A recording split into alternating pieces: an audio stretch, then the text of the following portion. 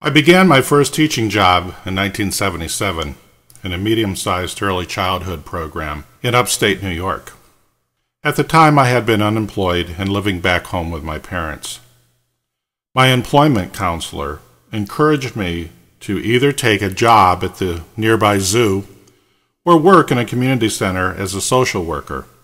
My background at that time was music education, but knowing that I was allergic to animals, I opted for the social worker position. My starting salary was $7,000 a year, and that was with only 1 week off a year for vacation. When I arrived on the first day, the director walked me to the preschool classrooms, not the social worker offices. I suddenly found myself working as a preschool teacher in a program with about 40 to 50 children and probably 5 to 6 adults. The program was located in an old community building, a place that had served many of the children of Italian immigrants and their families. To make a long story short, it took me about a year to adjust to this new work environment. The noise, the activity levels, the chaos, etc. It felt much like being in a fast-paced basketball game for 8 hours a day. You walked in, the switch went on, you left at the end of the day and the switch went off, and you were extremely exhausted for the rest of the evening. But I learned quickly that there were many professional values by which I had to behave. The mission of the program, its policies and classroom practices, were built on those values. Unfortunately, I was too immature to appreciate the professional culture of early childhood education. I was almost terminated on several occasions. Frankly, while I might have been the sculpture within the stone, brimming with potential, the reality was that I was terrible. Why they kept me employed was always a mystery. But over time, instead of giving up on me, the administration made efforts to educate me and the other new staff members about child development and effective early childhood education practices. We were trained on site, we attended professional development workshops, we took courses, and we received excellent mentoring and coaching in the classroom environment.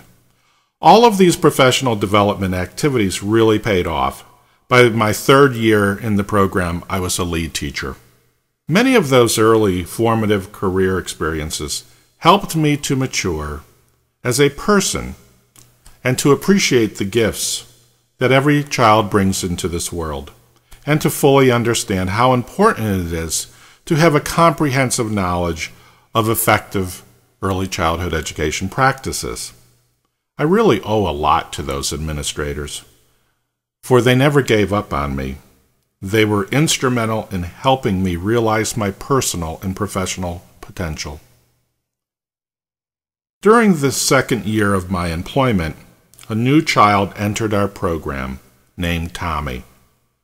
Tommy lived across the street from the center. His parents most likely had a mild level of mental retardation, or which we now call intellectual disabilities. And he had at least 4 siblings. Tommy was unlike many of the children in our program. Although he was close to 4 years old, developmentally he was much more like a 2-year-old. His vocabulary was extremely limited. He would often grunt or point to objects that he wanted. He often came to school filthy, with torn and ragged clothing. Because of our holistic approach to meeting the needs of children and their families, we took Tommy and his family under our wings, so to speak. The center social workers provided family intervention, and we provided a quality early childhood education experience for Tommy. Tommy remained in our preschool until he turned 6. By then, he had made significant progress in all areas of development. So it was with great pride that when he finally went off to kindergarten, we were feeling very confident that he would be successful in his new kindergarten environment. But on the first day of school, things didn't go quite as we had hoped. Because the program was only half day, he spent the afternoon with us. I can remember him running into the classroom on that first afternoon, waving a worksheet, that he had completed during the first morning. The sense of pride that he felt was clearly communicated to all of us. It was almost like our own child going off into the great new world.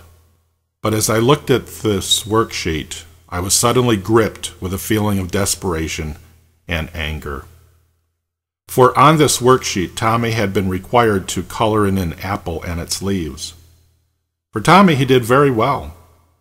Yes, some of the marks were over the line, but overall he did well. But on the top of the page was a frowny face. We were all devastated. How could this happen? This teacher obviously didn't know Tommy's history, his realities. How could the teacher be so blind? Was this Tommy's future? Will this teacher close windows of opportunity for him? Is he doomed to experience a future of labeling, low expectations, and school failure? Is it likely that he will end up in special education, and once he's placed there, probably never to return to the general education environment? By the end of the year, I resigned the program and moved to Nashville to pursue a master's degree in special education. I soon lost contact with my colleagues and with Tommy.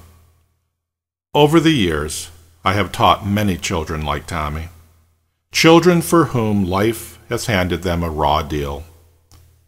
While they often fail to fit into our socially constructed notions of normalcy and social acceptability, they nevertheless are gifts that help all of us to become more human. We cannot give up on these children.